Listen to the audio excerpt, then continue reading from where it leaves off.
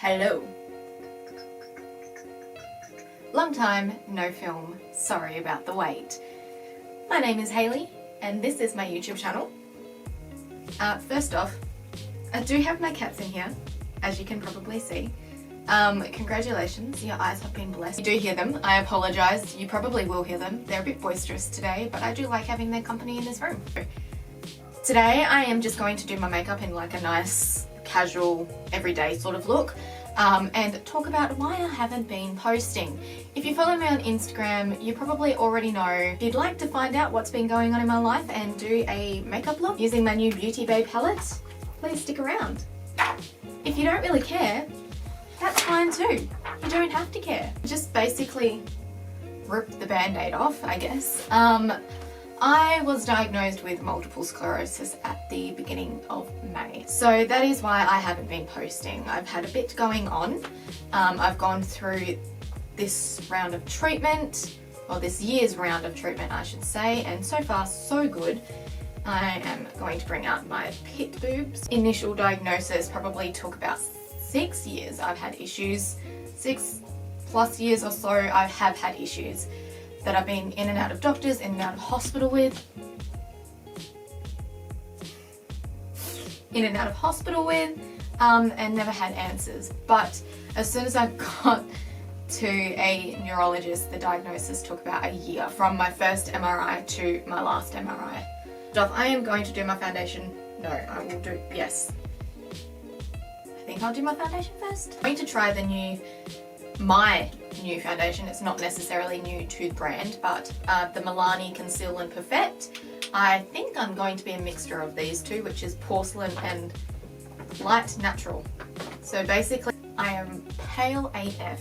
Initial diagnosis really, it did sort of two things. At first it kind of relieved me to know that I had an answer for what has been going on in my life for so long, and then it scared me.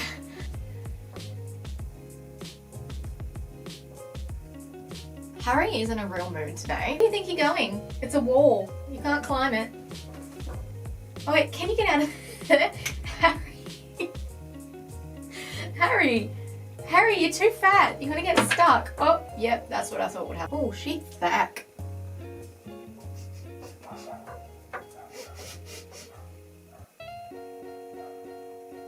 It smells like something I know, but I don't know, you know. Basically, I went into the doctors for 2 years in a row about numbness and tingling that I had been feeling in my back. That sort of just literally rocked up out of nowhere. I had no idea where it came from. It just was like, hey, I'm here. And then after like a couple of weeks, I was like, this isn't going away. Girl, she was here to party. Like, to stay, and then it would upset me, and then I couldn't do anything because it was so off-putting.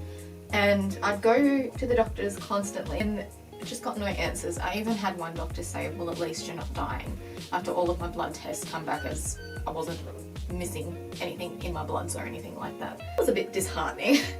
And I think that was the last time I went to the doctor for like 6 months, 6 to 8 months. And then I just sort of was like, okay, I'm obviously imagining what's going on. There's nothing wrong with me. I'm just gonna have to learn to live with it. And so I thought I could for like 8 months, and then one day it got so incredibly bad that I ended up just crying because it wasn't painful, it was just, it sort of got to the point where it was overtaking my life, and I was constantly thinking about it and constantly concerned about what it could be. I eventually ended up going to a different doctor after that episode where it just was taking over my mind basically, and she was like, we should probably get you to go see a neurologist. And from that point the ball just kind of kept rolling. But the symptoms that I had felt beforehand that I did notice, I mean there were other symptoms that I definitely noticed but I didn't really take much concern of, but the ones that I did were mood swings, massive mood swings, fatigue, and then the numbness and tingling. I'd always get stiff muscles, I'd always get like really weird small muscle spasms and stuff like that, and dizziness. Dizziness was another one that I did go in and out of the doctors for, but no one seemed to really think it was that bad or think it was anything. They sort of just put my fatigue and dizziness into like one box and said that I was dealing with low iron and always had me on iron tablets. I saw lots of people, I saw naturopaths, I saw everything. It was either it's your hormones, it's your low iron, it's this, it's that, it's this, it's that. No one really seemed to want to help until I saw this doctor. I don't use concealer, so I'm just going to use the lighter one in the foundation and just use that as concealer. Basically, I went to the neurologist for the numbness and tingling in my back, for nothing else, because I didn't think anything was related. As you probably wouldn't think anything is related. I had like no idea really what MS was. All I knew was that it was an incurable. You can't cure it. Neurological condition. So I went to the neurologist for the numbness and tingling, and straight away he was, we need to rule out inflammation diseases such as MS and so forth and so forth. But he said it doesn't seem like it because you've only seemed to have one symptom and fatigue.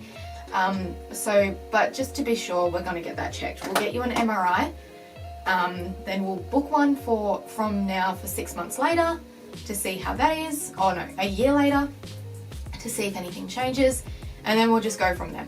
MRI, and then it came back as I had a brain lesion, just one, just chilling randomly over here. Nothing to do with any of my symptoms. It couldn't have possibly been the cause of anything, but they also didn't know what it was. So there was about a 7-week period where they were trying to rule things out, like make sure it wasn't interacting with my brain tissue or in any way or causing any disruptions, because that means it could have been something bad. Like it wasn't, thankfully. I did get multiple scans that came back clear. So we knew it wasn't anything after those 7-week period that was going to kill me.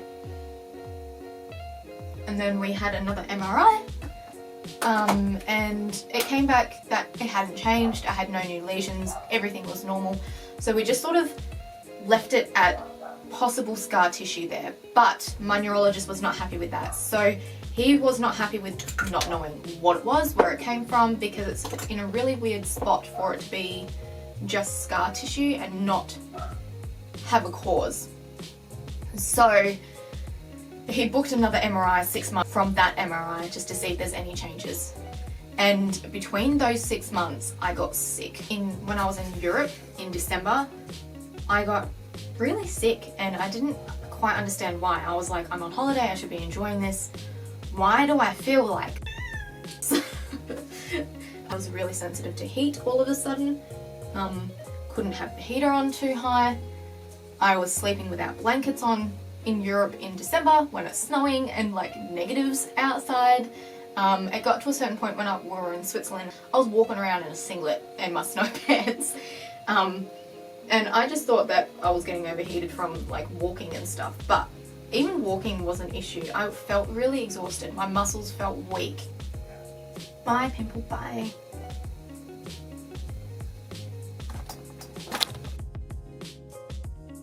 Sorry about that. My second MRI in April, I had grown. There were multiple new lesions spread out everywhere through my brain, and they all had the same sort of consistency. They weren't interacting with my brain in any way. They were spherical, which was all, I've got cat hair all over my face now. My other symptoms and stuff, there was nothing else that could have been. It was very clear cut from there. My neurologist was right onto it, either leaving it or treatment. But he basically said that if someone had... Lili, come here. Here, you handsy thing. That I am lucky, because if these amount of lesions had shown up in my first MRI, they would have just basically said to wait, get another MRI and monitor it, see if any more pop up. Because all of those lesions were new within the time frame of 6 months, we should definitely consider treatment straight away to prevent it from happening again, because I did get quite a few in a matter of 6 months. It wasn't just 1 or 2, and I had a pretty bad relapse while I was in Europe, I'm guessing. Then I went down the path of Mavenclad. Mavenclad's like a microchemotherapy, or parent drug, sorry, is called cladribine, which is used to treat leukemia. I'm struggling to talk and do stuff at the same time, but what the drug does is it targets the T and B cells of your white blood cells, and those are the cells that are responsible for attacking your myelin, which is the protective sheath around your nerves. So sorry, MS, multiple sclerosis, is a demyelination disease, which means that the myelin protective sheath around your nerves is being attacked, which essentially results in your brain signals being disrupted as they're trying to tell your nerves to do things, which leads to a whole bunch of symptoms. But long story short, the Mavenclad is designed to attack the T and B cells of makeup, build, whatever, in the white blood cells to prevent that from happening, allowing your myelin enough time to actually regenerate or recover, heal a little bit better than it would in between relapses.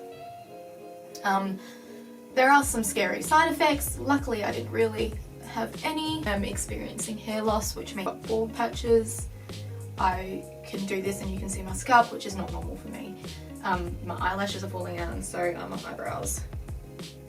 But that could be stress, it could be the medication. Don't really know. So that's another thing you're coming along with me today, is getting my hair cut. I experienced some sore joints or joint stiffness after each round. The Mavenclad treatment itself made me feel sick, like nauseated. It made me very aware of my heart rate, even though there was nothing wrong with it. Gave me really bad headaches. Hi! Really? Try my new Revolution, what's this called? Blush. I guess nice it looks beautiful. I like to bring my blush like from here up a little bit and blend it into my bronzer, just to give me a little bit of colour. I also like to put my bronzer on the tip of my nose. I've seen Raw Beauty Christy do this and it's so cute.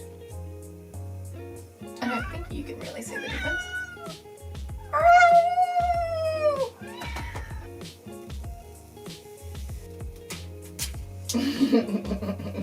This is what I have been dealing with. I'm okay. I would be lying if I said that I didn't have a little bit with my mental health. That's why I haven't been posting, why I haven't really been doing much at all. This is a really big mirror. I've got, whoa, that's my mess. I'm gonna go in with basically just some browns and some shimmers. That's all I'm doing, and it's so easy. Brown here, and just do it on the outside. And then I'm just gonna put it on the outside of my crease like so.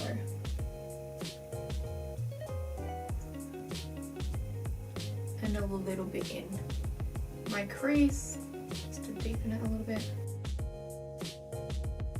And that out with my fluffy brush, wherever it's gone.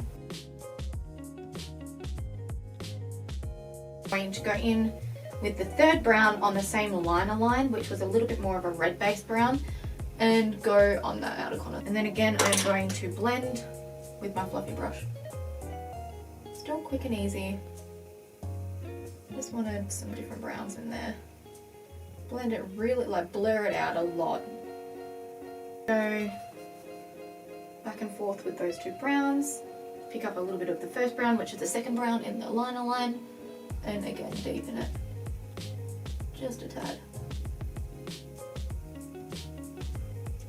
Blend it out. Doing like really small sort of scratchy motions. Not pressing hard because you don't want to like smudge it. You want to blend it nice and lightly. Highlight section. I'm going to pick up the second one in. Can you see that? Second one in there. Whoop, there. Oh, that colour is beautiful.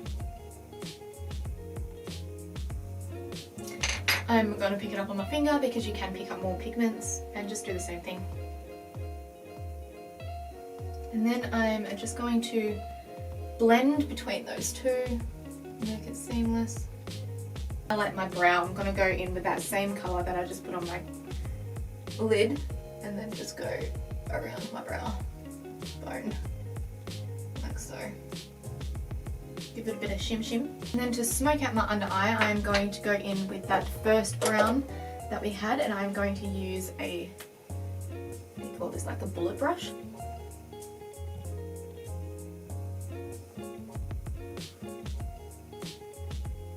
Then I'm going to go in with that, oh no, actually there is a white in there, that one. I'm going to go in with that one and do my inner corner.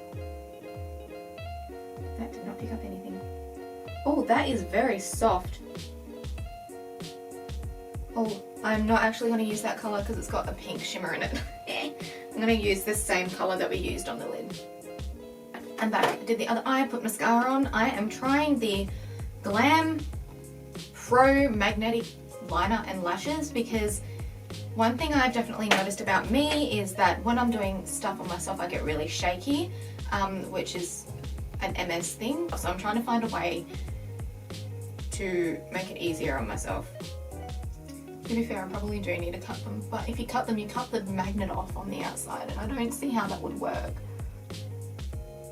Toad's just screwed it. Well, they're on. Let's see how long they last for. Basically, yeah, I finished treatment for this year. I do another round next year, and hopefully that's sort of it. That's how the Mavenclad works. You rebuild your white blood cells, and you don't stay immunocompromised forever. This is my finished look. That's gonna drive me crazy because I can feel them lifting already. You're gonna come with me to get my hair cut.